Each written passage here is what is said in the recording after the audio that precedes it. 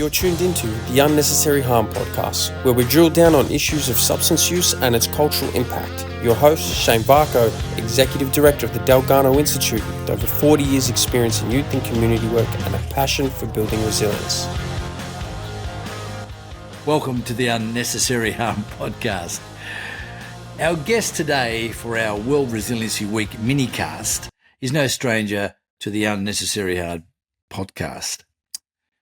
Dave not only runs his own international DJC Solutions Consulting, a mission that is quite remarkable and glad to see it in action, but he's also a global advocate on resilience, and we are proud to say he's one of the foundational ambassadors of the World Resiliency Day International platform. Dave Closson, welcome back to the Unnecessary Harm podcast, mate. Hey, always an honor to connect and chat with you and your audience. Brilliant. Gracious as always, my friend. Now, today's conversation for the World Resiliency Week, which is coming up on the 26th of June, is going to take a more intimate look at resiliency. And here's the reason why. This is for our listeners. Dave's been given a bit of a heads up here, listeners, but, he's not sure what's coming next. So it's going to be fresh and raw and authentic, I think, which is beautiful. Just over 12 months ago, Dave became a dad for the first time to a precious little girl named Eleanor. It's great. And he also got to celebrate. Yeah, look at that. He's going gooey already. He got to celebrate his first Father's Day. Dave, congratulations, my friend, on several fronts. Thank you. Right. Thank you. It's been a heck of a year. Yeah, it's awesome. So, yeah, let's jump in. I wanted to pick your brains. Obviously, your capacity in your previous interview with us was quite revealing. But for those of us who are familiar with your military journey and the difficulties, complexities, and some of the trauma that went with that, we're fully aware of that. But after all you've seen and been through, how has becoming a parent for the first time been for you, and what has that meant? Can you share that with our listeners? Ooh, yes. Oh, man, where to start? So I've always wanted to be a dad, and it just was in my soul. But quite frankly, I wasn't ready because being a parent is hard. And now I kind of look back on my resilience journey, and y'all, it was just preparing me for fatherhood. But it's a different kind of resilience. It's a different kind of stress. But I think also going through my hard times, my dark times, and really flexing and strengthening my resiliency skills, I'm now able to be even more present in the moment and experience the joys that are the little moments of fatherhood. Not even just the big, grand, big, spectacular events, but just when you're sitting at the table having a family dinner and you look across and sweet baby Eleanor just catches your eye and just smiles for no other reason than eye contact. I don't even know how to put that into words. I don't even know if that answered your question because I just got lost in the emotion. Brilliantly. No, look, it does. And I think anyone who's been a dad for the first time understands that, like no others. But obviously the audience is more than dads and new dads. But I really enjoy the honesty there. And I think one of the things about developing as a human being, as a person, interacting particularly with children, but children that are yours. They're a charge that is yours. And the complete responsibility side of it creates its own excitement and its own exhilaration, but also its trepidation. It creates a sense of, look, I'm now responsible for this little bundle, not just to feed it and bed it and change its nappy, but to engage with it, to develop its humanity, develop it as a person, as a growing, functional, contributing, wonderful human being. And all of a sudden it's like, hang on, I'm the kind of architect of this. This is my journey. So when it comes to that, you touched on a little bit of complexities in the military space, and obviously it's prepared you. And you said some of the moments, and let's dwell on some of the positive things. Some of the moments, the smile and whatnot. Now, obviously, there's not a lot of things happening right now for Eleanor that are super duper, and obviously transitions from the first time they roll over, they smile, they giggle. They're just, people go, oh, big deal. But until you actually experience that, it's like, wow, this is awesome. This person is really interacting with me. Some of the, I'm trying to find the words here myself. Is there, comparison's the wrong word with your previous experience, obviously in the military space, but also in the corporate space as well.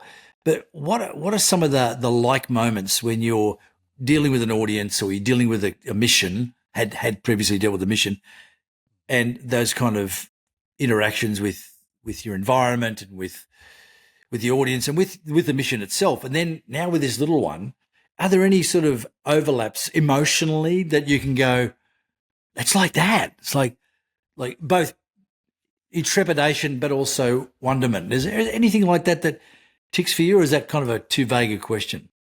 Oh, no, I could riff on that for quite some time. Well, riff away, my friend.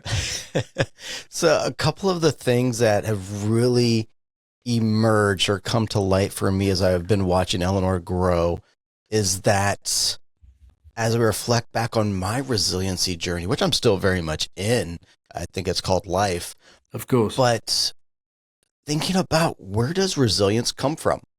And what I've kind of narrowed it down to is it comes from two places. And that would be from within, but then also from the support of others. And so with that perspective, looking back on my journey and seeing what helped me grow and beat my addiction was a lot of my internal strengths, my internal resilience, but also the support that I built around me, the resilience factors there to help lift me up as well. And seeing that come into play with Eleanor as well, as she's learning to roll over, as she's learning to sit up, as she's learning to stand. She's not walking yet, but she wants to. And, she's got this innate natural resilience because she was born resilient. She was born a little over a month and a half early, spent 30 days in the NICU as well. So talk about resilience from day one. She was resilient, and she still is. She falls down. She face plants when she's trying to crawl a little too fast and her short little arms can't keep up, but she just gets up and goes. But at times she needs support from others as well to help her be more resilient. And so that's kind of one big line of thinking. And the other one, I'll throw it out there and then I'll hit pause real quick. Cause I told you I could just riff. You're good. But also another thing that I've noticed is that, one of my jobs right now as her father is to be her emotional regulator right now. She doesn't know how to regulate her emotions. And so that's a big part of my role. And through my resiliency journey, I've had to learn and still am learning how to better manage my emotions. And so the more and more I learn and grow on that front, the better father I can be to her.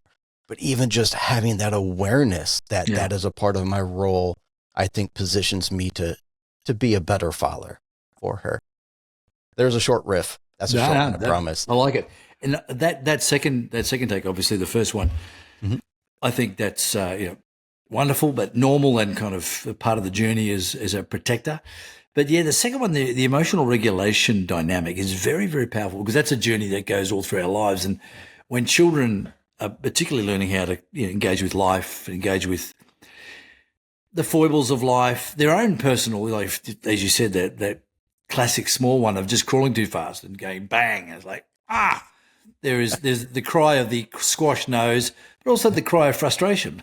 I've got a granddaughter who's at 4.5 months, and she wants to crawl and she can't, and the squawks are not anxiety or fear or pain; they're just frustration.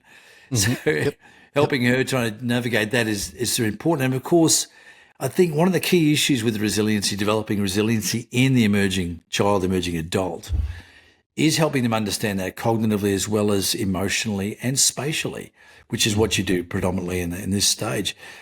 But that's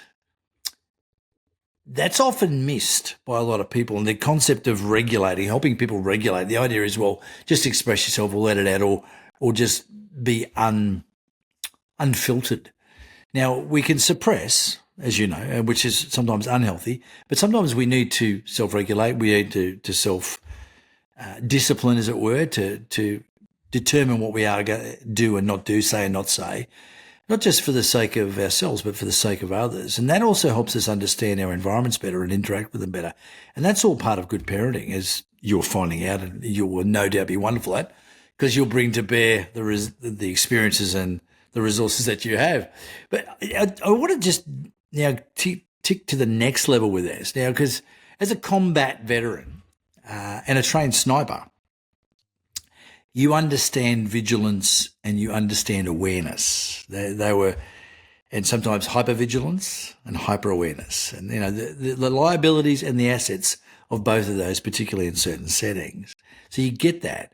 But at this early stage of parenting, what are some of the things you've become more acutely aware of that may not have been on your radar before Eleanor was born? Now, I know it's a stretch, but how does that working for you? Good and bad. Yeah, so good and bad. First thing that comes to mind is baby proofing. Things that were never paid attention to for an adult. All of a sudden, the corner on the coffee table or the end table or an exposed electrical cord. Little things like that I now notice, because I have this responsibility in somebody that is more vulnerable to those risk factors that I myself am not as vulnerable or susceptible to tripping over or being impacted by, being hurt by. And so I notice a lot of things there. And one sort of analogy that I talk about when I speak about like my awareness and how I'm always thinking so far ahead is when you're driving down the road, a lot of folks may look 1 or 2 cars ahead, and that's about it. Maybe the first car in front of them. I'm looking as far down as I can see, and I'm also looking as far back as I can see, tracking, seeing who's shifting lanes, who's looking down, who's moving, what speeds are. Hey people, just wanted to give you a heads up about a fantastic podcast you should check out. Pathways to Prevention is an inspirational podcast about the best practice journey of substance use prevention and many of the key factors that just make life work better. For in-depth, engaging and exceptional interviews and content, just search Pathways to Prevention podcast. That's Pathways, the number 2, Prevention, and check it out. Now back to Unnecessary Harm. Moving, like I'm tracking all that, almost like a fighter pilot, that fast pace, and that has definitely served me well as she's now mobile and exploring. I'm able to see potential risks before she even gets near them as well. Prevention. There it is. There it is. Yes. So in that aspect, it's definitely served me well. The other sort of farther extreme is that hypervigilance, hyper-awareness. And it's caused a few sleepless nights, a lot of tossing and turning as I worry and try to think through all the what-if scenarios. And so I have found that that's where I have to also reflect back on my skills to better manage my emotions, my stress, to navigate that there. Yeah. There's a little riff there.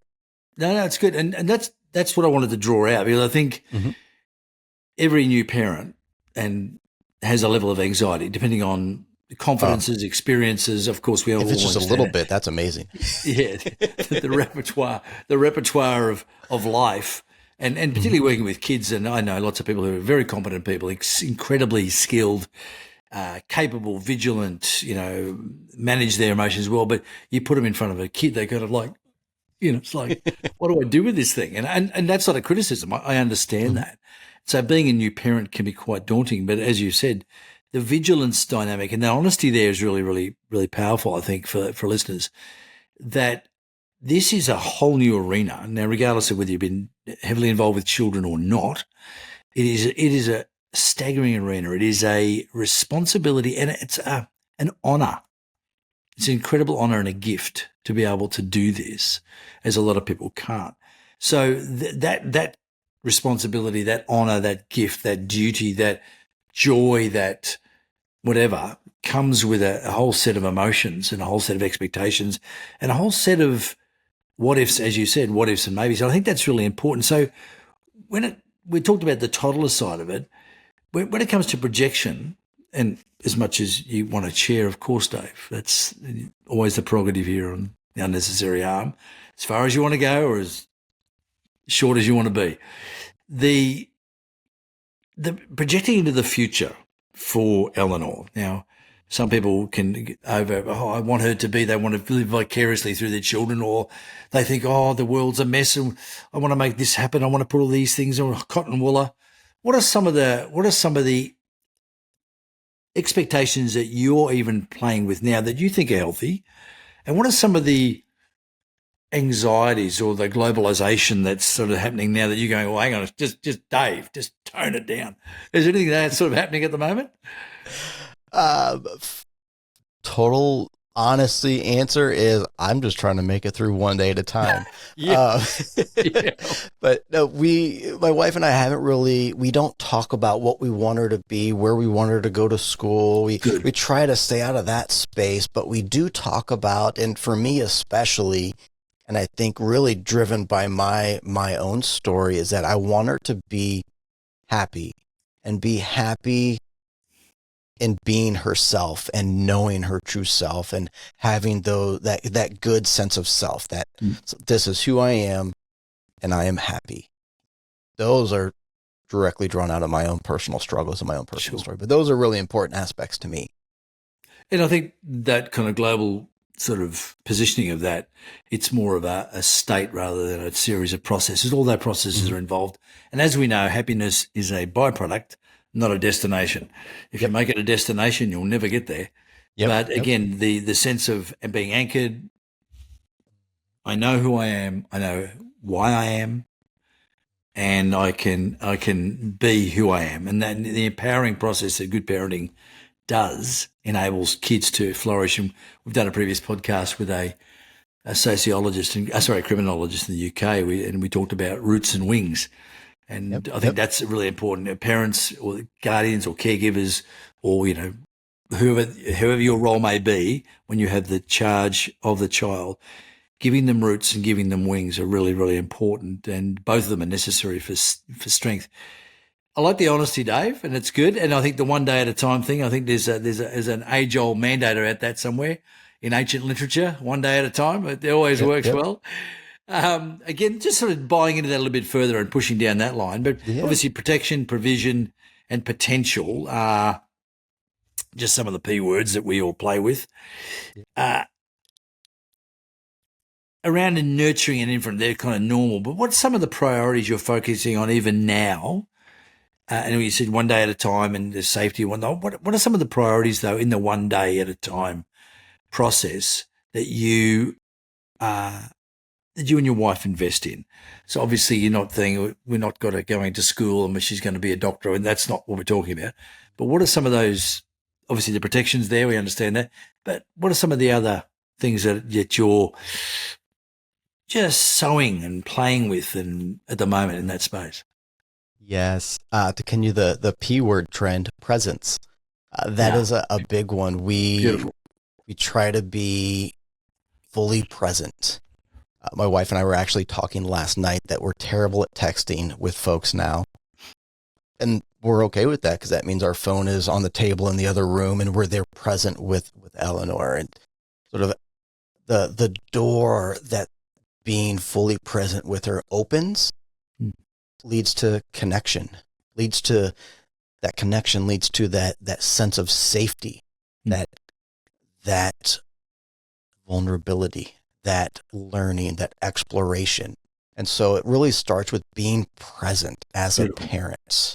And yeah, we let her explore while watching for risks and trying to find that balance between letting her struggle to try to figure stuff out, but then also being there to help her navigate those frustrations, those challenges as she faces them, not to wrap her in a bubble.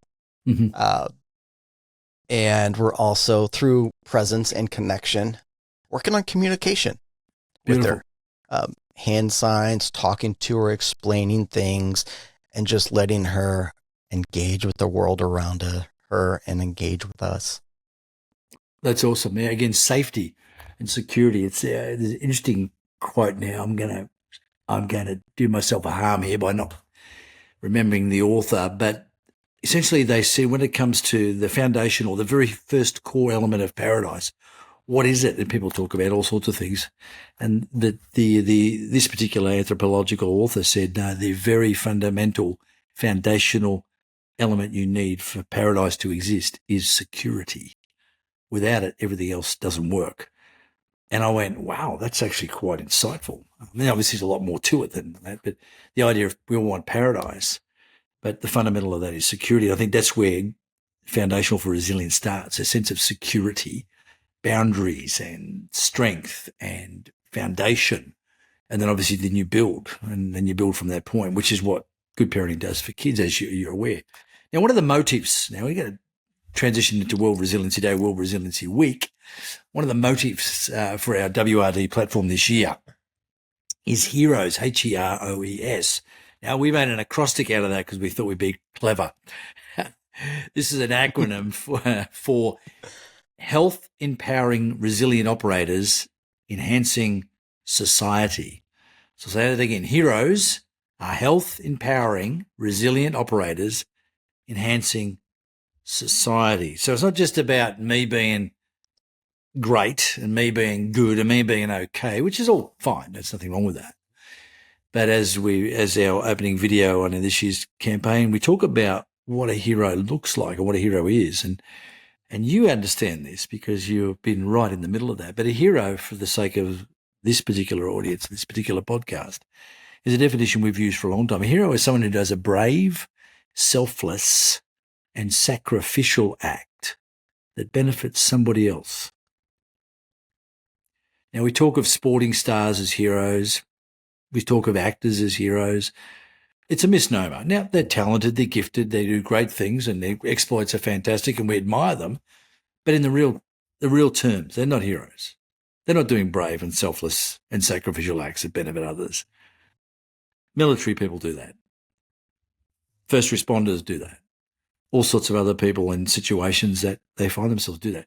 So we wanted to take that acrostic and then spin it back into that when we talk about resiliency, we actually want to invest in the health and the well-being of our culture, not just our own. Obviously, if we're not healthy and going well, then we can't invest in others. But going beyond the idea that this is just about me being okay, but it's about helping our community be okay, our society be okay. And of course, an okay society doesn't use substances. An okay society doesn't need substances. An okay society doesn't want substances. And so that's a really important space. But anyway, you're one of our resiliency heroes in real life and for our platform as well, Dave. I'm going to blow that smoke up your skirt right now, to use a old colloquial. So we've talked about, what you're doing for your child, and how the last sort of question I want to just throw out there, because this is only a mini cast tonight. One of the last questions I want to throw out there is, even now, what are some of the things, not that you're doing it because she's only one, but what are some of the things you're going to be inculcating in Eleanor so that she can become that hero in her community? She can become that resilient operator that builds into her community and creates healthy, safe, flourishing spaces wherever she goes. What are some of the things you've shared a little bit, but what are some of the things you can see yourself doing in the next, 3, 5, 10, 15 years for her? Yeah. So a quote from my father comes to mind, and I think I'll throw it out there and unpack it a little bit Sure. to better answer your question. But he told me that, you see leaders and you hear the quote that says, you need to lead by example. But he said, no, if you really want to lead by example, you need to live by example. All too often you get a leadership book and it says, follow X, Y, and Z, and you'll be a quote leader. But if you're not living by example, folks will see right through it.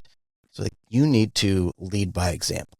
And so that is something that I've brought into my inner core and I remind myself of regularly. And so that's what I'm going to do for Eleanor is do my darndest to live by example so I can parent, so I can lead by example. And a couple of the pillars there would be talking about my emotions in a healthy, productive way, and talking about how I think, how I process, the process, the thought behind the emotions, how to unpack them, how to reflect on them, how to explain them and communicate them with Beautiful. others as well. And I'm going to do that and live by that. I feel that openness, that honesty, that vulnerability, that there's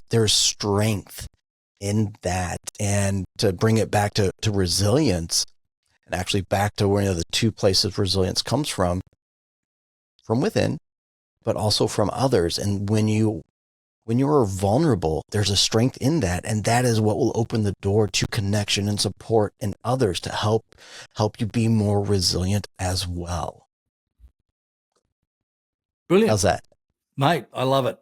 Look, I think it is a difficult one to talk about. That's why the interview is what it is, because we are talking about a very little young life. But I just really wanted to have this opportunity because I don't get to speak to many folk in this arena that in this fresh new space. I mean, I'm a crusty old granddad, mate. So it's it's just really good to have that and have that conversation specifically targeted around resiliency. And I like the vulnerability, authenticity, modeling, a powerful presence. We model all those things. We model authenticity. We model presence. We model intimacy. We model transparency. We model actions, not just ideas. And these are the keys to building resilience. And, of course, the downside of that, and nothing that you're going to inculcate in your environments, but so many, the contrary is true. They model dysfunction. They model shocking behaviours, abusive behaviours, neglectful behaviours. And, of course, we know from all the evidence that children in those spaces don't do well for all sorts of reasons. And, again, they're not obviously beyond reach, and resiliency can be built in. It's taught and caught, and it can be recalibrated. And people like yourself, Dave, are in that space and helping people in both executive as well as other areas to do that. Dave Closson, thank you again for joining us on the Unnecessary Harm podcast. It was fabulous having you. And for our listeners, this will be aired during World Resiliency Week, specifically for that purpose, so that we can, again, give you the opportunity to link this with and double down, if you like, on this with the World Resiliency Day platform. A lot of resources there this year, a lot of the faces of resiliency. There's all sorts of there's articles, there's videos, there's all sorts of things that people can grab, use. And importantly, we want to see people taking that and using it in their own context and bouncing out of that. So again, Dave Closson, thanks for joining us. And we'll call it off there. And thanks for joining us again on the Unnecessary Harm podcast. See you next time. As we wrap up today's session, remember, each step towards understanding is a step away from unnecessary harm. We're here to empower, inspire, and pave the way for optimal well-being. Stay resilient, stay informed, and continue being the change your community needs. Thank you for joining us at the Unnecessary Harm podcast. Until next time, take care and keep pushing forward.